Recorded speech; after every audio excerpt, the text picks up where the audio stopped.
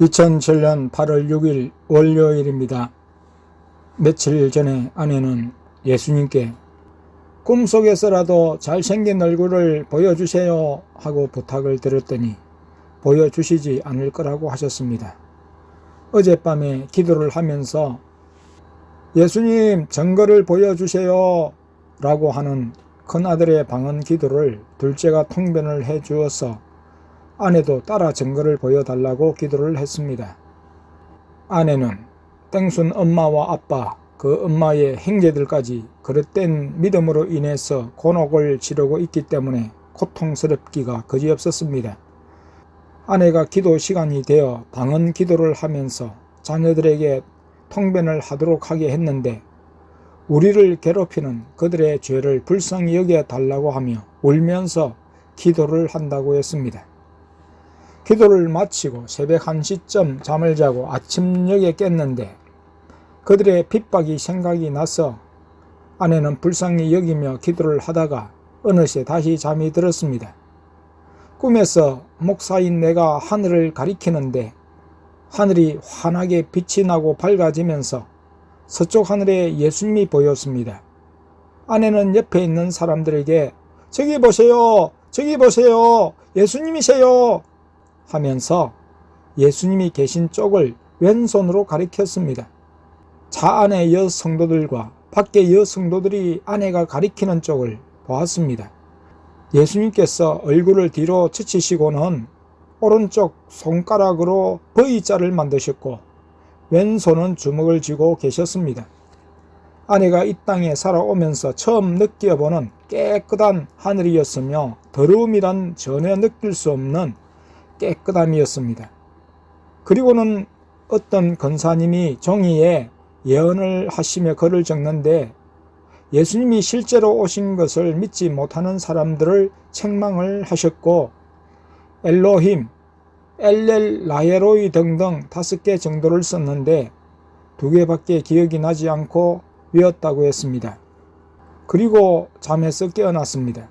오전 9시 40분이었습니다. 아내가 나를 찾았는데 보이지 않았고 나는 목욕실에서 컴퓨터로 글을 옮기는 작업을 하고 있었습니다.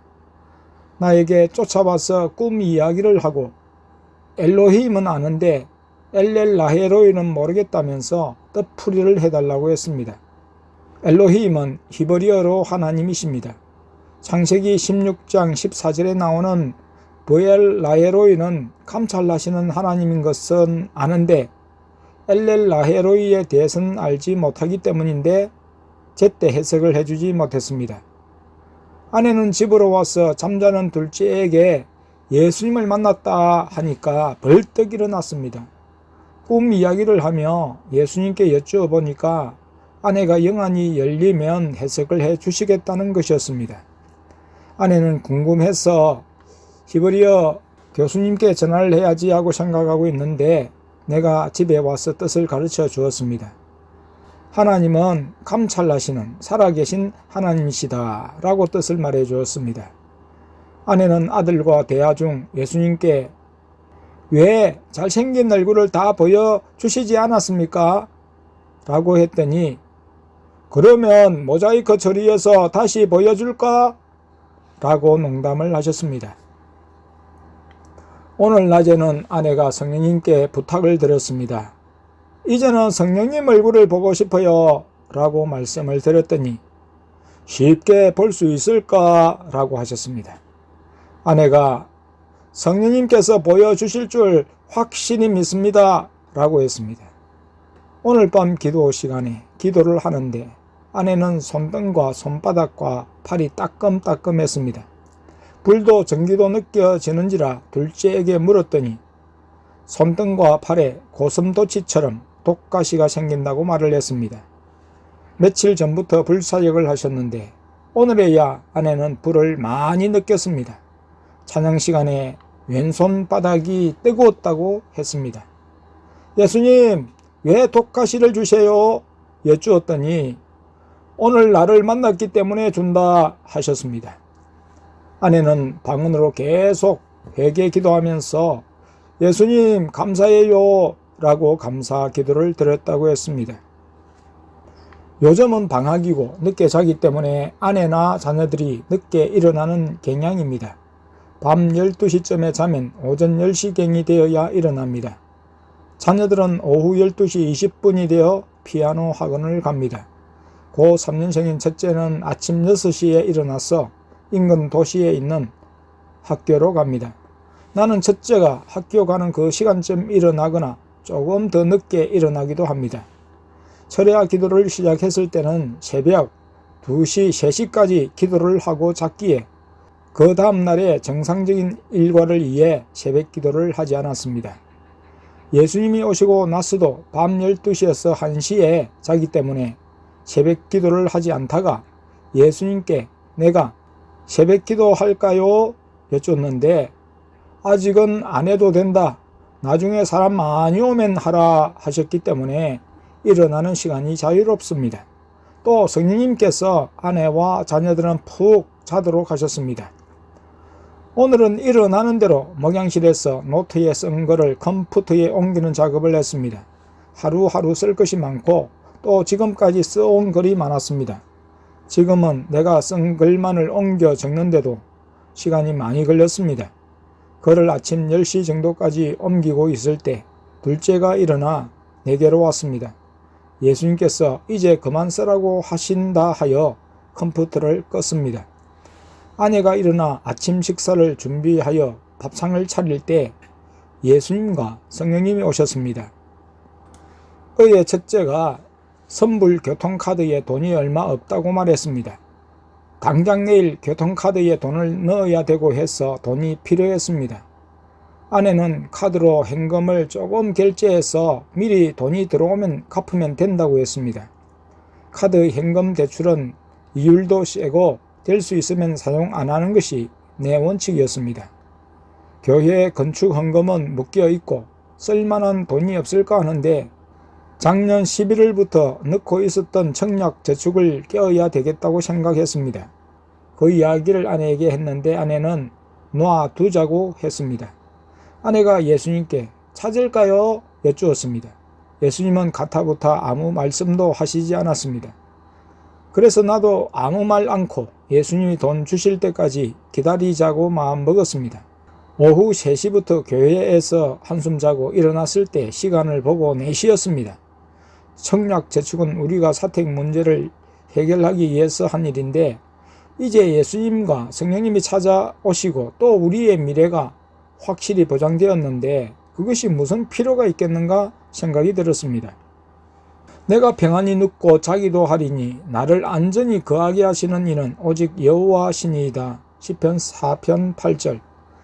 내 눈이 이 땅에 충성된 자를 살펴 나와 함께 거하게 하리니 완전한 길에 행하는 자가 나를 수종하리로다. 시편 101편 6절. 청약 저축은 우리의 자구책이었고 그것이 주님을 의지하기보다 인간적인 탈출구가 될 수도 있었습니다. 또 찾아 쓸 수 있는 돈을 두고 하나님께 다른 돈을 달라고 억지를 쓰는 것은 합당치 않아 보였습니다. 물론 관리 요금도 못 내는 행편이지만 그것이 우선이 아니고 일단은 예수님과 성령님을 대접하는 일이 우선으로 생각되었습니다. 아내에게 땡땡이 내일 교통비도 주어야 하고 오늘 찾아야 되겠다고 했습니다. 아내가 다시 예수님께 청약 저축을 찾을까요? 했습니다. 예수님은 이번에도 아무런 말씀을 하시지 않으셨습니다.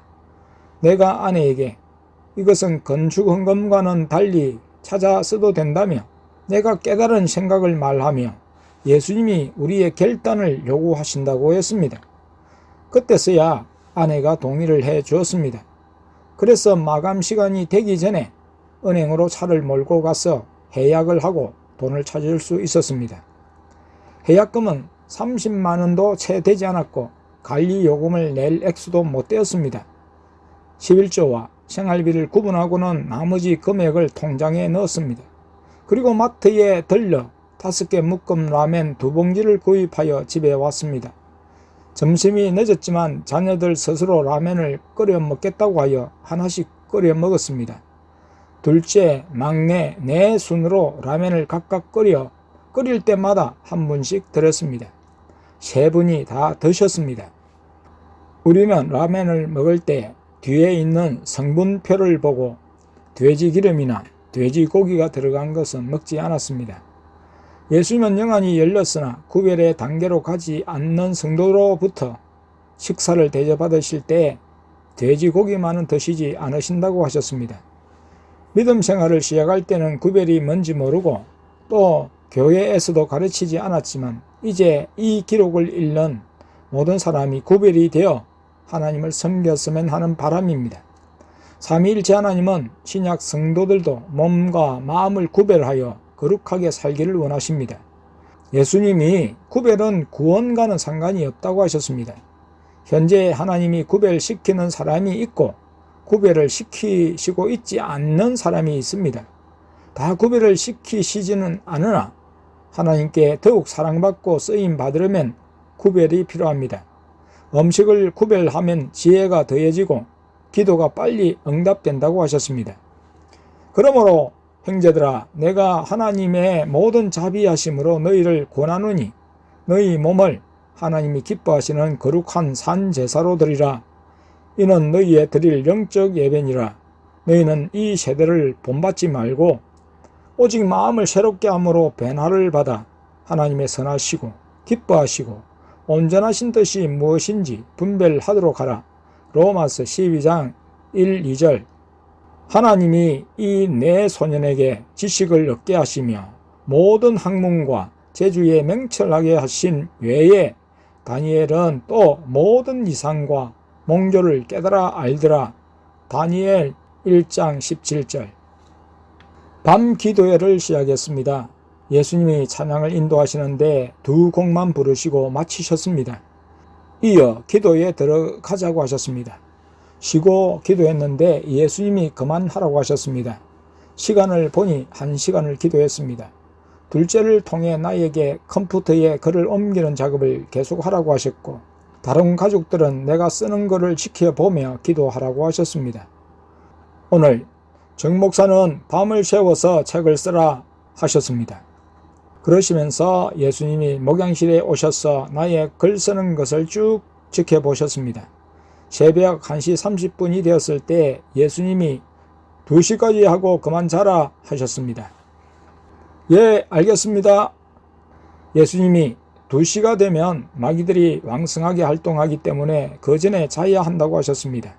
내가 예수님 오늘 땀을 많이 흘려서 샤워하고 자야 해요 하니까 내가 샤워할 때까지 2시 20분까지는 지켜주겠으니 그 전에 샤워를 끝내라 하셨습니다.